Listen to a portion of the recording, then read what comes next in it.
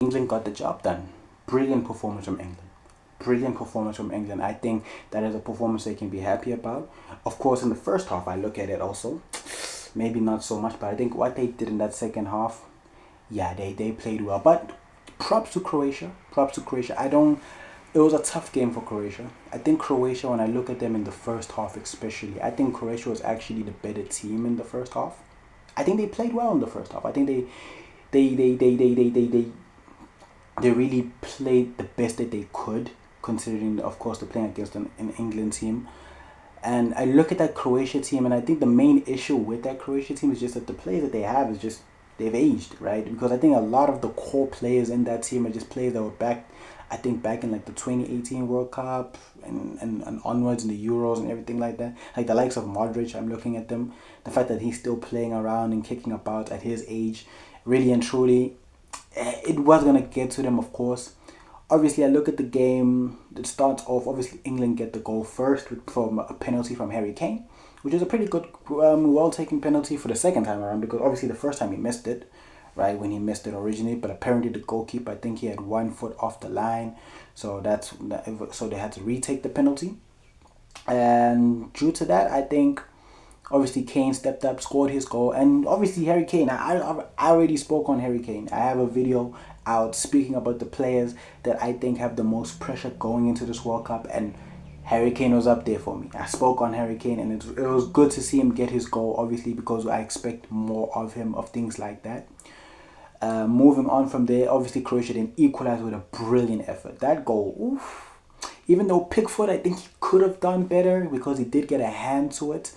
But I mean, that was a brilliant goal outside the box. Just whack it in and just top corner. You know what I'm saying? So that was brilliant. That was a good goal. And then again, Harry Kane, brilliant delivery from Declan Rice, right? Brilliant delivery. Something he's been doing for Arsenal this whole season. So a brilliant delivery, finding Harry Kane. Even though I do think Croatia's defense in that situation was a bit suspect. The fact that Harry Kane pretty much didn't have anyone on him. He was all by himself in that situation. So, but hey, man, he brilliantly had a goal, making it 2-1 for England. And again, Croatia then equalizes, getting the goal. Brilliant little bit of play there to get that second goal and making it 2-2 going to the halftime break. And at this point, I'm looking at the two teams. I'm thinking to myself, England, this just looks like right now you guys aren't really playing to that level that we expect you guys to. Is this going to be another underwhelming campaign from you guys? Because the way you guys are starting right now, it wasn't a very good game. You know, the way they were playing, it felt like they were just going with the motion, just playing, just hoping that like miracles happen here and there. You know, it just didn't feel like they were a team playing, showing that they are one of the best teams in this competition. And that's the fact. That's the issue we always have with England, right? England goes into these competitions and we never really feel as if they are playing as if they are one of the best teams in the World Cup or in the Euros or whatever it may be, whatever international competition it is, right? When you look at the talent they have to their disposal, you look at their depth. I think this, especially this time around, their depth looks scary. Like the quality they had off the bench, it was terrifying. But looking at that first half, you look at him like, this is just looking like a typical England game once again. But however, that second half, from when it started to when it ended, I think England was the better team, and I think that's one of the best England performances we've seen in a while because I think England played very well. I think they played very. I think they really peppered Croatia in that second half. They really peppered them. I think this game it ended 4-2. I think that game could have ended 6-7-8. That's how bad I think Croatia were being attacked. I think England really played well. That goal from Jude Bellingham, of course. Who else? Of course, you're gonna perform. I haven't want to talk about him, right? But that goal from the right hand side, cutting in there and then just hitting it across the face of goal and just scoring that way. That brilliant. And then of course Rashford off the bench, he gets his goal, making it 4-2. Brilliant performance from them. But I just have a few players I just wanna mention, right? I'm looking at the likes of Declan Rice, Elliot Anderson, and Jude Bellingham. Those three in particular in that midfield. I think that's where England won this game. I think they dominated that midfield.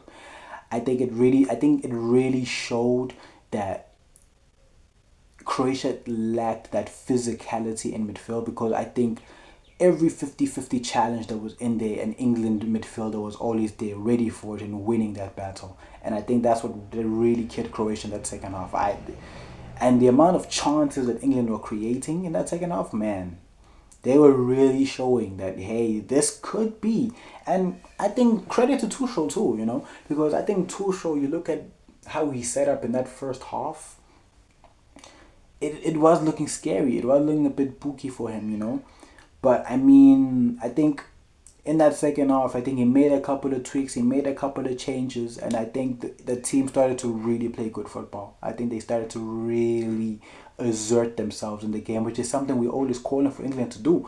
You guys always cry about having some of the most talented players in the world, but you never really show it. You never really show it in the game. So, of course, I just want to give credit to that midfield. Elliot Anderson, I think he was actually arguably the better one in terms of for that double pivot between him and Declan Rice. I think he was unbelievable. But the player I really want to talk about, right? I want to talk about Jude Bellingham. I think Jude Bellingham just had an amazing game. And it goes on to my next take about him. I think Jude Bellingham is the greatest English player to play outside of England. I think Jude Bellingham has done so much outside of England. He has to be seen in that way. The disrespect that's on Jude Bellingham's name is insane. It's crazy. The way the English media berates this man, the fact that they were debating whether he should start for England, the fact that the likes of Morgan Rogers should start over him is blasphemy. Jude Bellingham has proven himself on the stage. Yes, maybe has he had the best performances of all time? No, but out of every single player in that England squad, I think he's one of the people that he has every right to be playing, every right to be starting. He is one of the best players in the world, and the England media shouldn't be talking to him about the way they do, because honestly, look at him, what he has done from the time he was at Dortmund, from the time he joined Real Madrid, winning that player of the season in his debut season for Real Madrid, even in the last England competition, was it the Euros? Even at that Euros, the fact that he, in the knockout stage when he was most needed, scoring that bicycle kick to send England through on to the next round. I find it insane that people speak on Jude Bellingham the way that they do. I feel like it's an English media thing, because I think everyone else outside of England respects Jude for what he does. I think you respect him, you look at him as one of the best players in the world. But people were debating if he should start. People were putting Morgan Rogers above him, and no disrespect to Morgan Rogers. I think he had a brilliant season. I think he played well for of course Aston Villa this season, and it's looking like he's going to obviously take that step up and go to Arsenal. That's what the rumors going on right now. But I'm sorry, when you look at Jude Bellingham, someone who's played at the highest level for Real Madrid, who's played the highest level in Champions League campaign, being the best player for Real Madrid on certain occasions, you can even argue that he's the most important player for Real Madrid. I'm sorry, I will take Jude Bellingham over Morgan Rogers any day of the week. Because I would much rather take someone who has proven themselves at the highest level, at a club that has the most pressure ever. I will take that person over any other player really for that England team, because no one else really in the England team has stepped up like him. Maybe Kane, but even Kane, I look at him really knockout rounds, I don't really see much of him really. So I just found that insane, and I think he had a good performance here.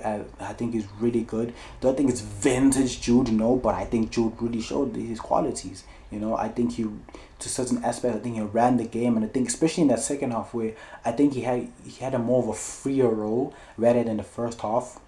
I think you really saw, and it came with that goal. We saw it with that goal, how he was on the right-hand side and just scored the way that he did, having more freedom to play and being more of him, right? Taking the game by the scruff of the neck and just doing what he does best. So it was a good performance from England all around. I still do have my worries about them, because I'm looking at that defense, for example.